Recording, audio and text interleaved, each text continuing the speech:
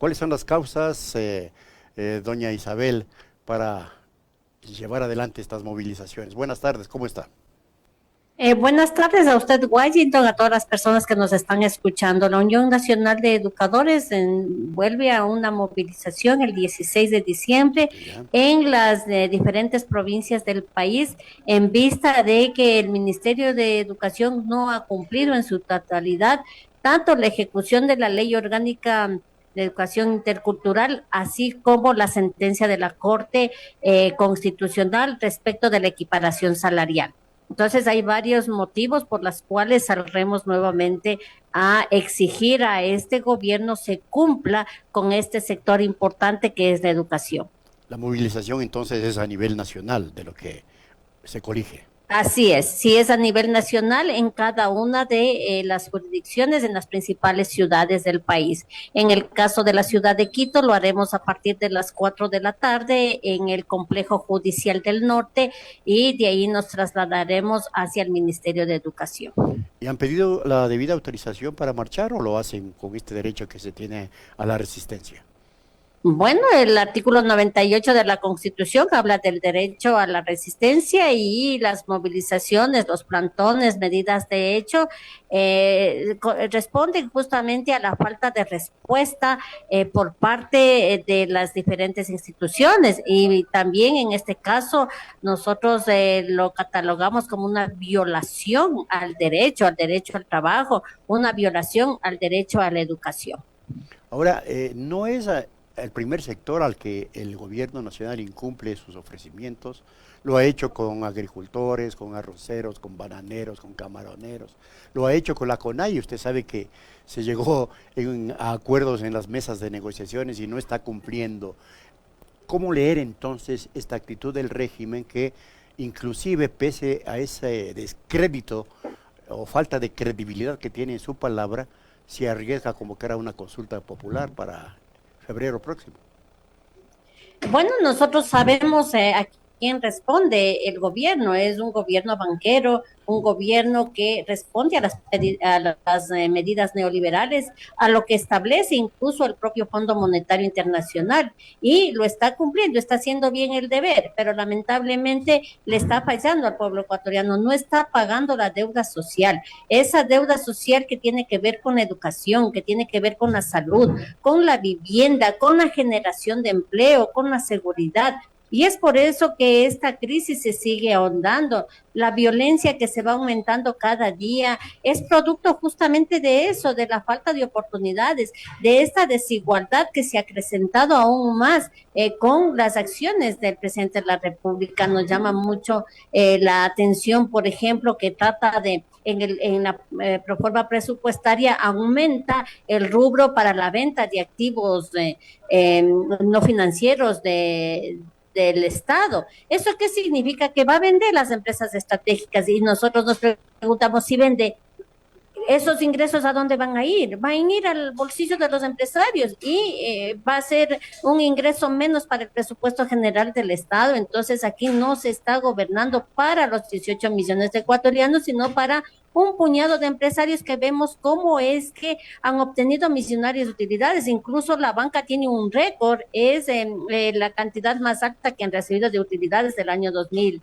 eh, hasta el mes anterior. Son alrededor de 500 millones de dólares. Entonces, esa es la verdadera causa y aquí quieren restringir, violando derechos y tener ahorros en cuanto a lo que es el sector educativo.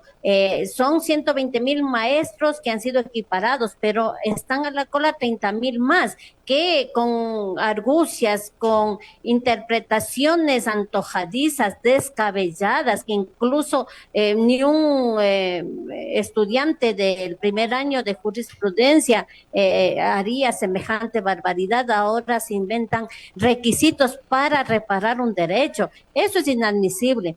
En cuanto al ingreso al magisterio, no hay una convocatoria al concurso. La oposición, ellos inventan que va a ser luego, que va a ser desde la clase demostrativa. La oposición significa las pruebas, las evaluaciones, y ya los participantes han dado 3 evaluaciones. Entonces no puede ser posible que se siga actuando de esa manera. No hay el desdoblamiento de las partidas docentes, es decir, en suma, el sector educativo necesita inversión y esa inversión no se la está entregando y no se está ejecutando, sobre todo la ley orgánica en donde se ha establecido las normas claras. Y el régimen también ha anunciado en la reforma presupuestaria que se va a destinar un monto de aproximadamente 2.000 millones para pago de deuda.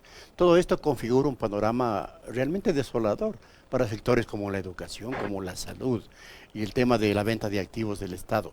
Pero yo quería ir un poquito más allá en términos del comportamiento político del régimen.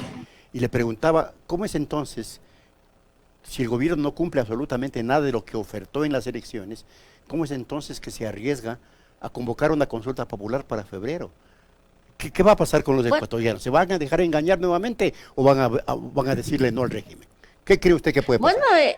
esa es una consulta mañosa. Esas 8 preguntas que está haciendo el régimen no responden a las necesidades del pueblo ecuatoriano. Lo que él quiere en el caso de las Fuerzas Armadas es poder gobernar a sus anchas sin que las organizaciones sociales puedan salir, tengan esa libertad.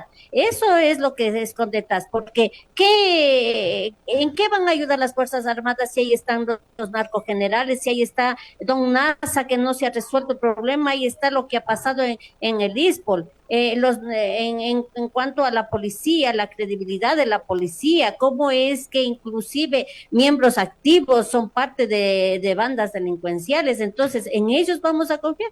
Esta consulta realmente no responde y ese dinero que están invirtiendo deberían hacerlo para que más de 220.000 niños que no han regresado a la educación puedan hacerlo. Entonces hay otros temas prioritarios. Lamentablemente este gobierno no ha ejecutado todo el presupuesto en educación. ¿Y eso qué significa el que no haya ejecutado lo que acabo de decir? No ha habido el plan de la inserción Claro. escolar, no hay el plan de las escuelas seguras, lo hacen solamente con paños de agua tibia, pero no lo que dice la ley. La ley habla de un observatorio de la violencia escolar, en donde se creará prevención, mecanismos de prevención. Eso no está hecho, a pesar de que en octubre del 2021 se venció el plazo. No hay un plan de nivelación pedagógica, no hay el desdoblamiento de partidas. Las partidas están presupuestadas, pero están congeladas, están utilizando para otra cosa, menos para lo que es educación. Entonces, ante eso, el pueblo que es los que estamos viviendo día a día esta situación, obviamente, ¿qué le vamos a decir? No. Ahora, ¿cómo debe leerse esta narrativa del gobierno y del presidente Lazo en el sentido de señalar que si no apoyan la consulta están con los narcotraficantes o con la narcopolítica? Eso lo dijo en cadena Bueno, de sí, televisión. claro, si el presidente de la República sabe quiénes son esas mafias y si no denuncia es un cómplice, entonces, ¿quién está con los narco traficantes, con la delincuencia? Es el propio presidente, porque está siendo cómplice al no denunciar. Si él sabe que denuncie, que denuncie. Pero no es la primera vez que él acusa de narcotraficantes a sectores políticos y a organizaciones sociales. En las movilizaciones de junio dijo que la CONAIE estaba siendo financiada por el narcotráfico, por ni sé cuántos millones de dólares. Pero si el presidente lo sabe, ¿por qué no le denuncia? Entonces eso quiere decir que es cómplice y lamentablemente el presidente de la República no tiene esa calidad moral porque le ha mentido al país y le está también perjudicando porque es parte de los nombres que están en la lista de los Pandora Papers, en donde son dineros que salen al exterior, a los paraísos fiscales, perjudicando en más de 3.500 millones de dólares al país. Eso nomás nos perjudican a aquellos que tienen el dinero en los paraísos fiscales y en deudas firmes. Aquí el SRI tiene alrededor de 5.000 millones de dólares que no han recaudado. Entonces, ahí está justamente lo que dije al inicio. Él tiene una política clara que es responder al Fondo Monetario Internacional, responder a los empresarios, responder a ese grupo, a esa élite. Y mientras tanto, el pueblo ecuatoriano vivimos cada vez más desigualdad. Ante eso, el pueblo ecuatoriano le vamos a decir, obviamente, que no, en las urnas y este 2023 a pensar bien y analizar ese voto que debe ser justamente por gente probada, gente que ha estado en la lucha, que ha demostrado tener ese compromiso social y no más bien el llegar a esos espacios a cometer estos actos de corrupción y que en muchas listas sabemos que así lo han hecho. Profesora Vargas, ¿podemos colegir que la UNE, entonces, luego de su análisis, se va a pronunciar en contra de la consulta popular de febrero? ¿Por el no? Bueno, la Unión Nacional de Educadores, a través de su comité ejecutivo, de las asambleas que estamos haciendo en los diferentes cantones, en las diferentes provincias, hemos analizado que esta consulta es mañosa, que esta consulta no resuelve los problemas, las necesidades del pueblo ecuatoriano, por lo tanto, nuestra respuesta al presidente de la República será no. Por favor, repítanos cómo van a darse las movilizaciones, el día, la hora, para que un poco la gente esté enterada y pueda inclusive asistir. Bueno, en las diferentes provincias del país, en Guayas, en Manabí, en Tungurahua, en Santo Domingo, en Azuay, específicamente en la ciudad de Quito, a las 4 de la tarde estaremos en el complejo judicial norte, en donde presentaremos nosotros las acciones de protección y luego nos trasladaremos al Ministerio de Educación.